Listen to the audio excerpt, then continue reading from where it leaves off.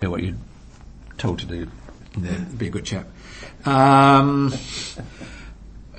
some of those people are incredibly clever and incredibly good at what they do, and there's a little bit of fair enough, okay, fine. It's when juniors do it, it's much more irritating. But I think there is a change. I think they realise that solicitors, many of whom are well qualified, they are intelligent, they know lots about the case, and we should be working as a team on an equal footing. And they're happy to come down here. They're very responsive. They see it as a team effort. And whether deep down they still see solicitors as photocopiers, I'm sure some of them do. I'm sure some of them do. But the better ones, the ones I hope we continue to instruct, are collaborative. So I think it is a change. Yeah. Now, LCIA, you mentioned.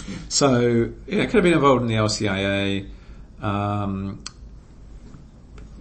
several cases as an advocate. Done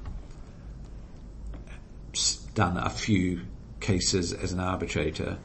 And then been to their Tilney Hall events, been to other events, spoken this and that. But you're saying, at least I'm not sure what stage you're at the moment in sort of the story. You were saying it wasn't really that until more recently. It wasn't until more recently. I mean, perhaps I should say that prior to that,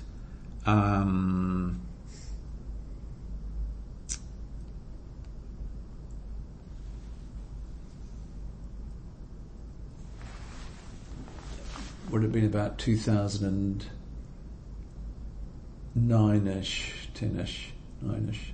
I was appointed on the recommendation of the New Zealand National Committee to the ICC court. So each country has two or more representatives. So I was on the ICC court and did that for a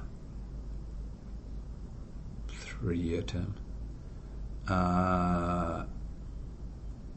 That came to an end. New Zealand's, I think, rightly keen to have turnover of people. Let me just ask, in the interest of time, for moving on.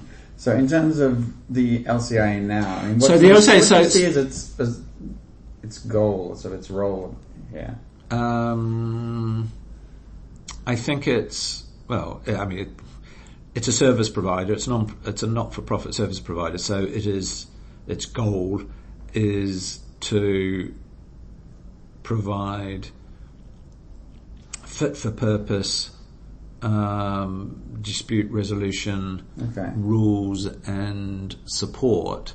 It also has, in its mission statement, a sort of an educational function of helping the development, contributing to the development of international arbitration.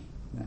So one of the comparing it with the SCC, I mean, so Stockholm is a prominent community, but it's also much smaller, obviously, than London. And one of the things about the way that the SCC clearly works is it's very much sort of like the core of the community. So even when you talk to the lawyers, they talk about if they're going to do something as an arbitration community, it's going to go through the SCC. So the LCA doesn't even try to have that, and that might be. London also has a much more diverse. It's a much bigger community as well. But I think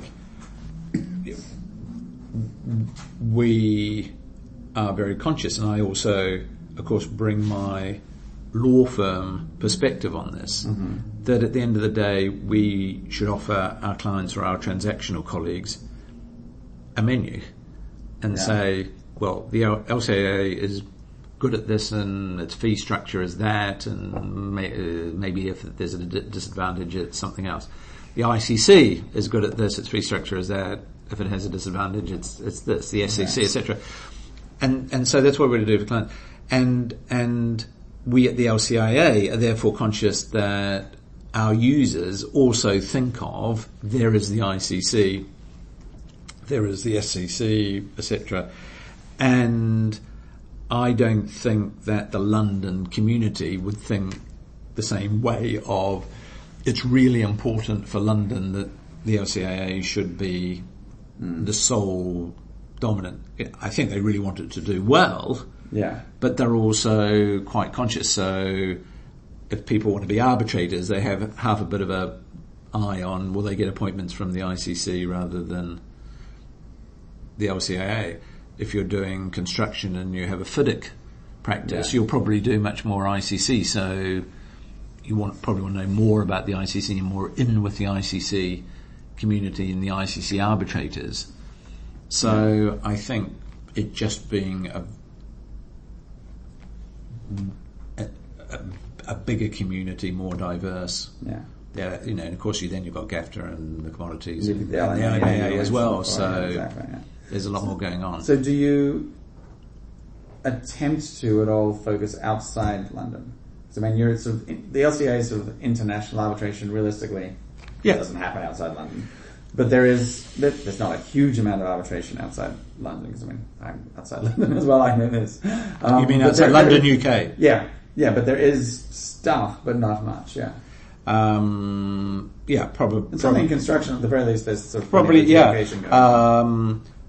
I mean, I think outside London, we'd probably look at Dublin and a bit at Edinburgh, and I think one might say it is a fault that we don't do more, and part of that is I don't think we look enough at the construction engineering disputes, which can be very significant around the whole country. They don't necessarily have to come to London, and I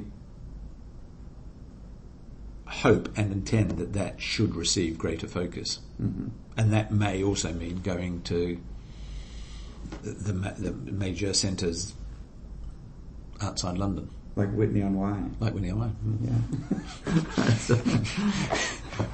All right. In the interest of time, let me push on. Which probably has the highest concentration of arbitration practitioners in the country compared to the population per capita. Yeah, exactly. Oh, wrong one. Let's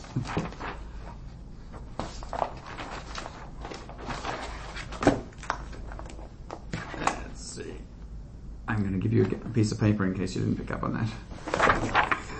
A blank piece of paper. A blank piece of paper. I'm not going to make you draw. Okay. All right. So what we ask you to do is if you could write down just the names of 3 people that you personally would describe as leaders in arbitration in the UK. It's a deliberately vague term, leaders. You can fill it in however you'd like. Excluding myself. It's up to you. I have had someone put themselves down. Oh, okay. But if you put yourself down, which you're allowed to... Depends what the next question is. Make it 4 if you put yourself down. Oh, fuck, that's true. But there obviously have to be situations in which someone can legitimately put themselves down, because I mean, if there are going to be leaders, one of them is going to get asked the question. So,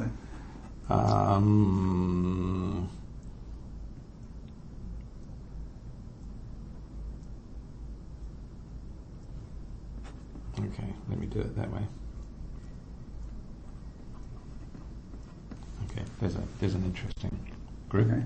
So what standard would you use? And what did you use? Why did you pick those and yourself? So people that I think within the arbitration community, if I was to give these names, the community would say, oh yeah, of course. Why is that? Because they are very much associated with having an arbitration practice. Mm-hmm. I can. I know, to the extent of Toby Landau, it's not exclusive, but they would be seen to having a very close association with arbitration and being prominent within the arbitration community as having had leadership positions or contributing to the development of international arbitration. All right. The next thing then is, can you do the same thing for 3 people who you describe as leaders internationally in arbitration? You could have overlap with the first. That's probably